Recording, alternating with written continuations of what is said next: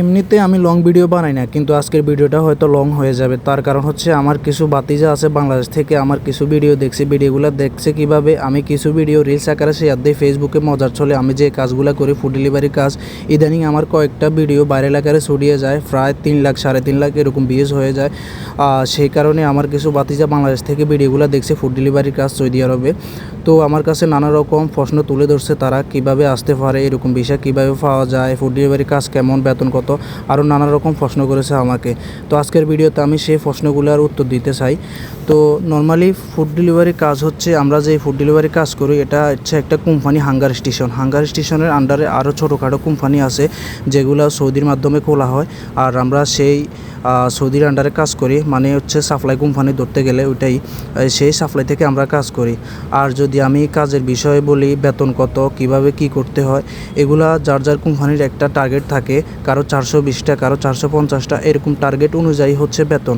আমি যদি আমার কথা বলি, আমাদের কোম্পানির টার্গেট হচ্ছে মাসে 450টা আমরা যদি টার্গেট দিই তাহলে আমার 1800 রিয়াল বেতন পড়ে।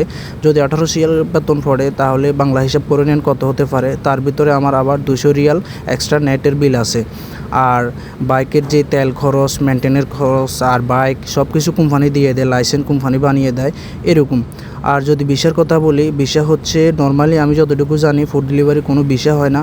আর বাংলাদেশ থেকে যারা আসে তারা নর্মালি অন্য ভিসা নিয়ে আসে, তারপরে এখানে আসার পরে কিছু বাংলাদেশি লোকের মাধ্যমে তারা অন্য কোম্পানিতে বা অন্য কোনো ভিসা দিয়ে তারা কাফালা মানে চেঞ্জ করে নেয়, এরকম একটা কিছু। তারপরে তারা ফুড ডেলিভারি কাজ করতে পারে। আমি নর্মালি ফুরান হিসাবে আছি সৌদি আরবে, প্রায় 3 বছরের উপরে আছি। ওই কারণে আমি অন্য বিষয় ছিলাম, অন্য বিষয় থেকে আমি ফুড ডেলিভারি বিষয় আমি চেঞ্জ হওয়ার পরে আমি এখন ফুড ডেলিভারি কাজ করতেছি। তো বিষয় হচ্ছে এটা। আর এমনিতে ফুড ডেলিভারি কাজ বাইকে করে সৌদি আরবে খুব রিস্ক, তাও কিছু করার নাই, জীবনে রিস্ক আছেই। যদি টাকা কামাতে হয় রিস্ক তো নিতেই হবে। অনেকে অনেক প্রশ্ন তুলে ধরে যে সৌদি আরবে আমি যদি বাইক চালাই কীভাবে চালাবো, সেফটি কীভাবে নিব।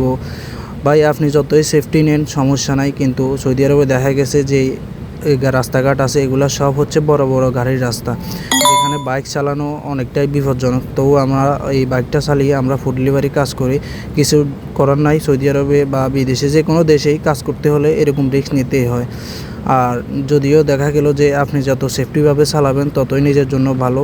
আর বিপদের কোনো হাত পা নাই, বিপদ যে কোনো সময় আসতে পারে। আপনি যদি নর্মালি অফিস আদালতেও বসে থাকেন, যে কোনো মুহূর্তে আপনার যে কোনো একটা অ্যাক্সিডেন্ট হতেই পারে, স্বাভাবিক।